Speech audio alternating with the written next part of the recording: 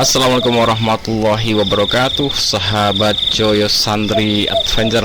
Oke teman-teman, ini kita masih menyimak ya pernyataan dari Kiai Marzuki Mustamar yang kalau di kontennya di channelnya beliau itu Kiai Marzuki Mustamar framing kembali ke Salafi.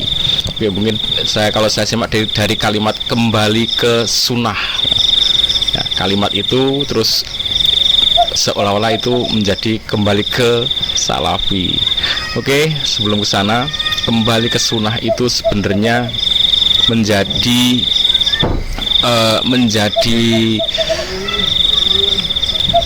cita-cita dan semangat dari semua, bahkan semua organisasi baik itu NU, Muhammadiyah, Salafi itu kembali ke sunnah, yaitu kembali kepada ajaran Nabi kita Muhammad SAW. Nah, kenapa jadi ke sana? Oke, kita simak seperti apa ini pernyataan beliau ya. Pondok sini Ahlus Sunnah wal Jamaah. Pondok sini Nahdlatul Ulama. Nahdlatul Ulama itu Wahabi tidak, Syiah juga tidak.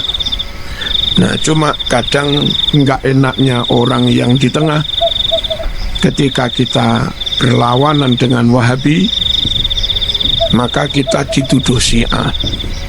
Saya pernah dituduh Syiah.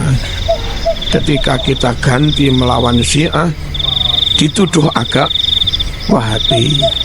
Ya biasa mas, ya namanya orang kepingin di tengah, kepingin adil. Anda punya sanak famili,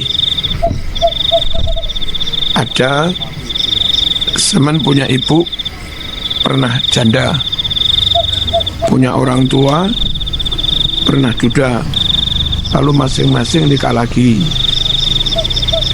Ketika sudah nikah,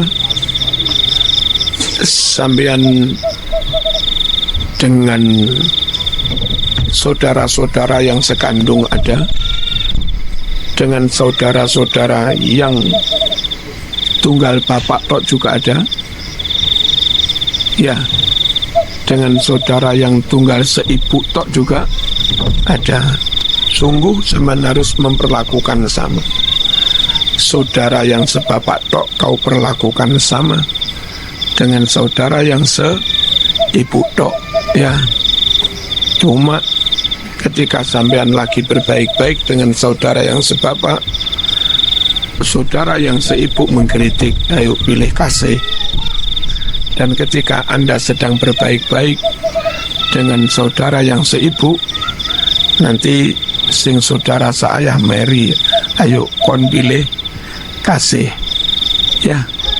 Itulah resiko orang yang harus ngayomi semua dan nggak masalah. Pokoknya Anda kuat, teguh, tangguh, toh lama-lama cibiran itu hilang juga. Kemarin Jum'ah kami khutbah di Masjid Akbar dalam kerangka Maulid, mari kita tegakkan sunnah. Ya nggak salah, wong NU juga komitmen menegakkan sunnah. Jamaah ditegakkan, itu tuntunan Rasulullah. Nah ini teman-teman yang ya menegakkan sunnah. Jadi NU itu menegakkan sunnah, kemudian Salafi menegakkan sunnah, Muhammadiyah menegakkan sunnah. Jadi semuanya itu menegakkan sunnah. Nah, nanti ada perbedaan-perbedaan dalam pilihan yang dicontohkan Nabi itu. Nabi mencontohkan 1, 2, 3. Nah, perbedaan pilihan ini yang sebenarnya nggak masalah ya. Orang mau memilih yang mana dari yang dicontohkan Nabi itu, mau milih yang mana. Nah, kadang perbedaan pilihan ini yang menjadikan permasalahan ya ke para umatnya ini. Oke, kita lanjutkan ya. Qobliyah ba'diyah kita tegakkan, itu tuntunan Rasulullah. Memakan bismillah, setelah makan alhamdulillah, makan pakai tangan kanan, itu sunnah Rasulullah. Ya kita sampaikan sunnah Rasulullah. Mana-mana yang bid'ah ya kita sampaikan. Dapat apresiasi dari teman-teman Salafi. Sampai tulisannya alhamdulillah Kiai Marzuki sudah agak condong ke Salafi. Ya biasalah, ya. Berarti ya. Nanti ketika kita menyampaikan ahlu sunnah yang ditinggalkan salafi, sunnah yang ditinggalkan salafi, wirid dibaca keras hadis Bukhari, bersedekah di rumah duka hadis Bukhari, sedekah ganjarannya untuk yang mati hadis Bukhari, dan banyak sekali. Ya, nanti kita dibilang anti salafi, khurafat. Ketika kita harus mencintai ahlul bait, dan dari dulu tradisi kita cinta ahlul bait juga. Ya, nanti kita akan dibilang merzuki agak Syiah. Ya sudah, nggak masalah. Ya, cuma santri jangan gampang termakan framing ya. Sama mondok di sini, lihat saya secara komprehensif. Jangan melihat saya lalu menyimpulkan hanya dari satu sisi.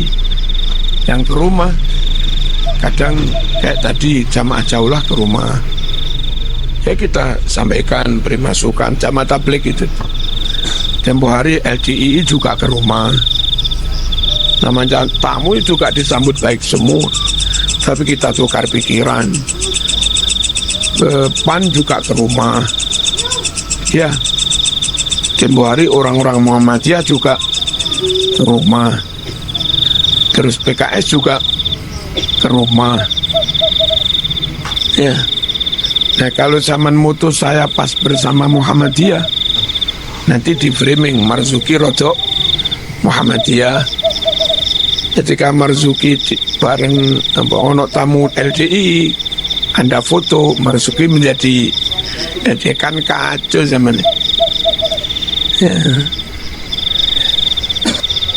Nah ini teman-teman sebagai contoh ya. Jadi beliau ini ada dari jamaah tabligh datang ya ke beliau, kemudian dari LDII juga datang, dari Muhammadiyah ya. Jadi memang seperti itu, tidak ada masalah. Memang antara kiai-kiai besar itu saling bertukar pikiran, saling berdiskusi, bahkan untuk menghadapi tantangan zaman ini saling bersinergi dari masing-masing organisasi ini, baik dari NU, Muhammadiyah, mungkin dari Salafi, mungkin ada yang kenal baik kemudian bisa berdiskusi. Jadi itu nggak masalah ya untuk beda-beda pilihan seperti itu, termasuk dalam amalan. Nah, jadi jangan diperkeruh ya, karena memang seperti itu. Bahkan kalau NU dan Muhammadiyah itu udah fix itu, ada kegiatan apa yang kaitannya dengan untuk memperkuat bangsa dan negara ini, mereka kompak. Ada acara di Muhammadiyah, NU diundang ya, itu selalu seperti itu. Acara besar di Muhammadiyah itu mesti ngundang organisasi-organisasi lain, termasuk NU dan lain-lain. NU ada acara besar, Muhammadiyah juga diundang, duduk bersama para ketua-ketua umumnya itu, pimpinan pusat atau pimpinan wilayah itu duduk bersamaan, bahkan memberi sambutan gitu, di acara itu, karena memang segitunya kompaknya. Jadi jangan sampai dipecah-pecah untuk hanya mencari apalah yang dicari dengan memecah-mecah informasi seperti itu. Oke teman-teman, semoga ini bermanfaat ya. Jadi ini klarifikasi beliau, jadi nggak ada masalah, tetap di NU atau mau pindah ke Salafi nggak masalah, dari Salafi mau ke NU nggak masalah, mau ke Muhammadiyah nggak masalah. Itu kan gerbong perjuangan ya. Yang masalah itu kalau cuma sendirian ya, ngomong sana sini mecah belah, padahal nggak punya kontribusi apa-apa, nggak bisa berbuat apa-apa untuk bangsa ini. Kalau berjamaah itu jelas, NU bisa bikin pondok, mendidik putra putri bangsa menjadi generasi yang luar biasa. Muhammadiyah, NU, Salafi ya, termasuk membuat pondok pesantren, membuat sekolah, membuat universitas, itu kontribusinya jelas untuk memajukan bangsa dan negara, jelas ya. Kalau cuma sendirian, senggol sana sini cari sisi perbedaannya supaya heboh doang, itu nggak ada gunanya ya. Jadi kalau nanti kok menemukan kreator atau konten di YouTube atau dimanapun kok isinya cuma cari-cari beberapa peluang perbedaan, memang berbeda ya. Dari beberapa golongan itu memang berbeda. Kok itu cuma dikulik hanya untuk mencari sensasi, mencari pengikut view yang banyak, itu jelas nggak ada gunanya. Yang jelas mereka dari golongan itu sudah jelas kontribusinya untuk memajukan negara ini dengan lewat pendidikan, lewat kajian-kajian. Memang sedikit kadang ada gesekan-gesekan, itu wajar, tapi semoga itu cepat bisa kembali ya, cepat bisa normal lagi, kembali ke kaidah awal, sama-sama berjuang untuk bangsa dan negara ini. Oke, ikuti terus Joyo Santri Adventure, kita belajar terus, mencermati dan tidak gerusa-gerusu. Assalamualaikum warahmatullahi wabarakatuh.